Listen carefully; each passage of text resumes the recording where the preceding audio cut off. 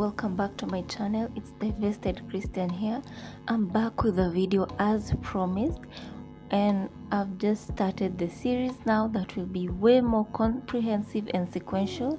So today I want to start by defining what is divestment, like the definition, how it works, maybe a bit on the history. So let's get started on the video. So divestment is a movement for and by monoracial biological black women across the black diaspora that seeks to address the abuse and harm carried out by black men on black women and girls for the past several centuries. So basically, divestment is for black women across the diaspora because the culture across the diaspora is generally the same, with small variations here and there, like language, maybe exposure to other cultures, all that. But at the end of the day, black culture is the same across the globe, degenerate. So the movement largely began in the 2010s, and that's when we started seeing a content creator known as Muslim Bushido. Correct me if I'm wrong in the comments, but she started making content about how black women, specifically African American women, should distance themselves from the black community. And I agree with this. I just think that black American women have a better chance than other groups of black women, like let's say in Africa or the Caribbean. But anyway, everything she said was right. So it started off with her, but it really took off in 2020. This was caused by two main events. Number one was the rise of Kevin Samuels and other manosphere or red pill channels, and the second reason why is the unfortunate death of Toyin Salau, a 19-year-old activist who passed at the hands of black men. Kevin Samuels is a part of the manosphere, a group of incels that pose as conservative men online. What these men do is just complain about their life and complain about women and take no responsibility or any action, and they have also been linked to violence against women. Just like his predecessors Tommy Sotomayor, Samuels unleashed hate on random black women and girls online in exchange for money. Some of the highlights of his content include him saying children lie about rape and him berating a disabled black woman on live for having standards. Now, this time it was different. While incel rhetoric and incel beliefs have always existed, this time it was different. He was like a more polished version of the other manosphere content creators, like a more Instagram type of version. So he was able to like grow quickly without getting his channel quickly shut down. And also, thanks to other social issues, he was able to capture an audience, a small percentage of men from other races as well, who believe that they somehow relate to black men's struggles. And as such, Kevin Samuels has glorified the verbal abuse of black women and girls to a wider audience. Back in the day, it was more likely in harsh tones in the background in the black community, but now it has been normalized to verbally abuse black women, and you can definitely see this with how a lot of men reacted towards Lizzo.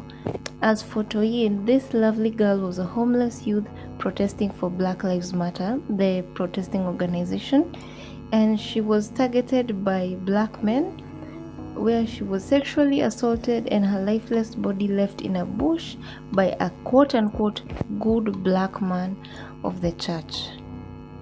And this case has triggered a lot of black women who saw that no amount of protesting and sacrifices would make black men like them back.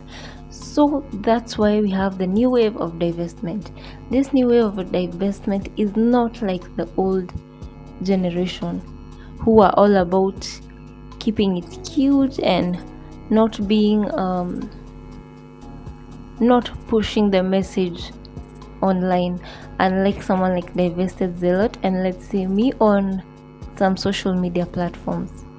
So these issues are what have contributed to where we are today, and to be honest, I just see it escalating from here on out. Okay, so divestment as a whole pushes for Black women to stop dating, protecting, and procreating with Black men across the diaspora, as well as encouraging self-preservation and personal growth. Additionally, divestment encourages Black women to stop being mules for every new SJW cause or group, and instead focus on problems that affect Black women and girls. Because you can't pour from an empty cup, even if they are actually your allies, these groups. You can't help them if you have nothing to offer them, if you have no real assistance to offer them. No, for now, Black women only have their bodies to serve these people. That's why they're used as shields from the police and other law enforcement agencies. Now, again, divestment is the result of centuries of abuse that have escalated to the levels we've seen in the past few decades. And monoracial Black women have now become the face of every single statistic. You name it, Black women are leading in it. Domestic violence, sexual assault, HIV, prostitution, single motherhood, FGM, all of them. Every single negative statistic, Black women are leading in it. Every single one. Oh yes, including poverty. While other races of women definitely face such issues, Black women are on a new level. Like, even we cannot compare ourselves to like Native Americans or Southeast Asians, because they don't lead in every single statistic. Now consider the case of single motherhood, where it said that 72% of Black women are single mothers. Meanwhile, it said that only 5% of Asian women are single mothers and 14% of white women. And you also have to consider that Black Americans, the ones who the statistics were drawn from, are a small percentage of the American population. A very small percentage, not exceeding 15%. And apparently this number has been stagnant for like a decade or so. And all these issues have been documented for centuries. There are documents from the 1800s showing the degeneracy in the Black community, even the 1400s. Yes, there was someone who posted on Twitter about Black men's dating preference for white women in the 1400s in Africa. And since Black women are considered leaders of the community, apparently it is our responsibility to change the course that Black culture and the Black community is going down. So now the world's most vulnerable women have all this responsibility hoisted upon them. And this abusive system, is largely upheld by a group of Black women called mammies. This is a term invented by Black American women to describe Black women who view every Black man as their child. There are mammies across the diaspora, and they are all terrible in their own unique way. And these women, they are trauma bonded to Black men or aim to waste other Black women's lives. What do I mean? Trauma bonding is, you ever heard of those types of Black women, Black American women specifically, who say that they will date Black men because they both experienced slavery. Mind you, that's a Black woman who lives in the current day and age. She has not experienced slavery, and neither have these Black men, but they're just so caught up in this idea of trauma. I think that's the only way they feel they can relate to Black men, or that's the only way they can make them stick around. And these women do the dirty work for these men by guilt-tripping naive Black women and girls into muling for a hopeless demographic. They also silence victims and uphold destructive cultures as a way to humble and compete with other Black women. They are the women who say that, oh well, since it's always been this way, or they always have to divert the topic when black women are talking about what black men are doing, they have to divert it to white men, Asian men, something. If you are on Twitter, you have seen this. You have seen black women, diverting the attention to the 4B movement in Korea.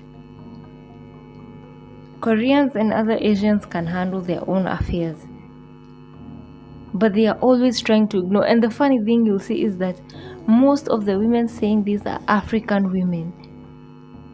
Most of the time you see 4B mentioned, it's by an African woman. It's not even by an Asian woman.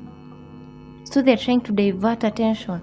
They're trying to make this an all-men issue in order to protect black men. So anyway, like I said, you will see a lot of black and African women on Twitter trying to divert attention from black men's actions by involving us in things like the 4B movement and all that. And I rarely see Korean women talking about it.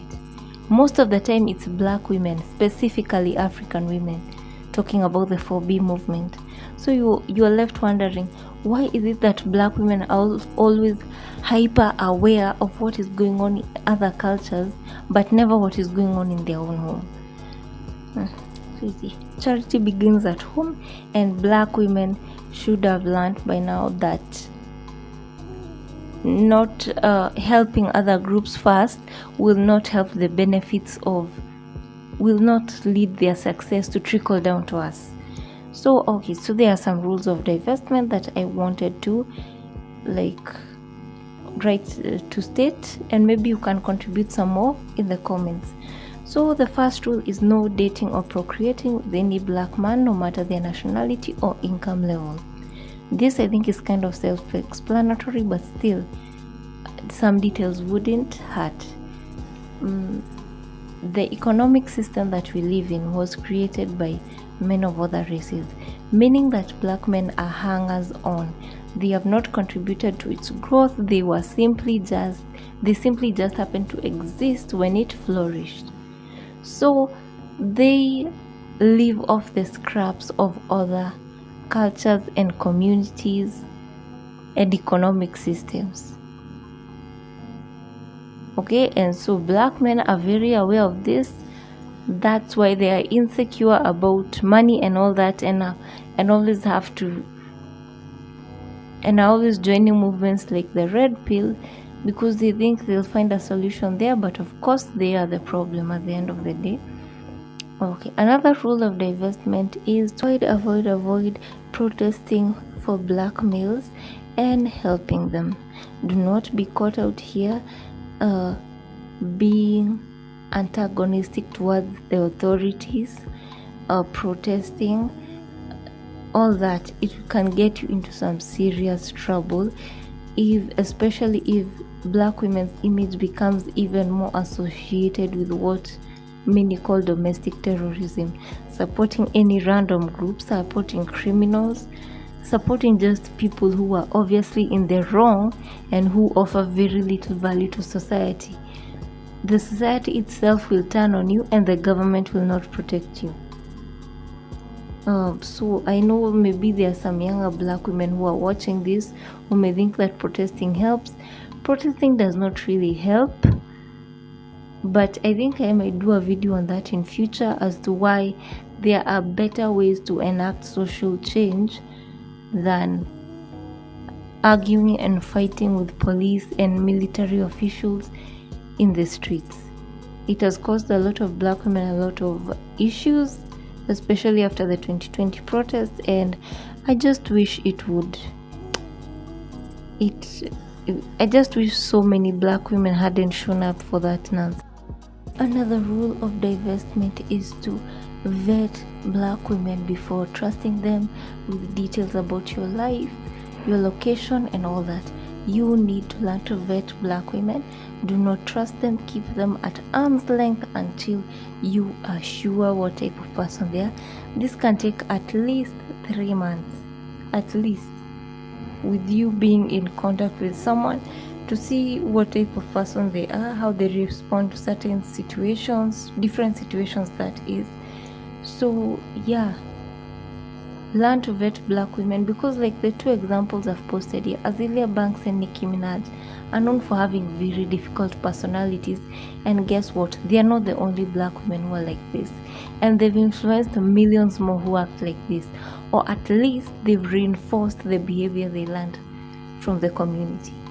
So yeah, you need to learn to vet black women, because if not, it could be the difference between life and a very bad situation.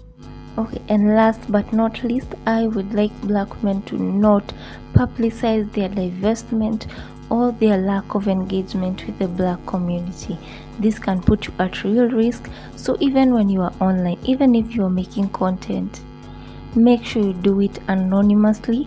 Do not share details about your age, your location, your job, your family, just anything relevant about you. Talk about social issues, because at the end of the day, divestment is not only about an individual. Do not give any personal details to anyone online, even if they are asking for like your address so that they can send gifts. Do not give anyone any personal information that can link back to you in real life. There's a black woman in Divested Zealots comments who had the police called on her on false pretenses by a friend who found out that she was divested. So please keep it private, keep it to yourself or like your very immediate family. Otherwise, nobody really needs to know. As long as we keep pushing the message online, people will find the content and will resonate with it. But be private in real life and do not reveal any details about yourself. And with that being said, I'd like to end today's episode. Thank you so much for tuning in. Let me know if you have any other rules for divestment and maybe what else you'd like to see me do. I'll be doing more comprehensive videos like this, and I'll also link in the description a previous article of mine where I cited specific sources with like statistics of all those statistics facing black women. So with that being said, thank you so much for watching and have a good day. Bye bye.